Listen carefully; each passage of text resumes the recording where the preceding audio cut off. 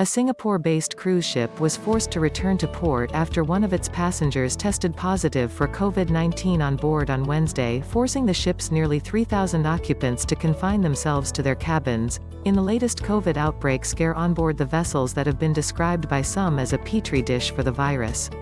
With cruise businesses being severely hit by the pandemic and Singapore having relatively few domestic COVID-19 cases, the country launched so-called cruises to nowhere last year. These cruises, open strictly to residents of Singapore, sail around for a few days with passengers on board and then return to their port of origin. According to Reuters, they have been popular with locals who have been starving for a chance to travel.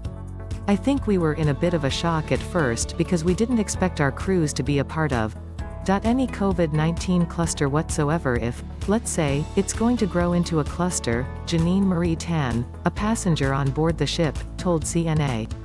It's not really that bad, it's more of a bit of a disruption of plans, if we had any, for Wednesday. The cruising industry has been severely impacted by COVID-19 after large outbreaks inside ships early during the pandemic sparked concerns of global spread and forced most lines to suspend operations. The ships, with their enclosed spaces, common passenger areas, and centralized air conditioning systems were seen as a major vector of COVID transmission. According to data published by the U.S. Centers for Disease Control and Prevention, CDC, more than 100 cruise ships in the U.S. reported a COVID-19 outbreak in 2020, resulting in at least 3,000 people getting infected. The rollout of vaccines has led to the resumption of cruises in some parts of the world, but this has led to new outbreaks. Last month, 2 passengers on board Royal Caribbean Celebrity Millennium ship tested positive for COVID-19, while 8 crew members from the same company's Odyssey of the Seas cruise ship, who weren't fully vaccinated, also tested positive.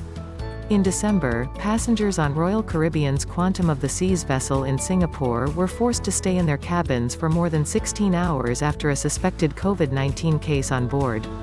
The passenger eventually tested negative after the ship returned to Singapore.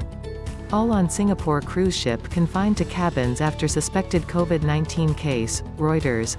Not really that bad. World Dream passengers wait to disembark ship after suspected COVID-19 case detected on board, CNA, full coverage and live updates on the coronavirus.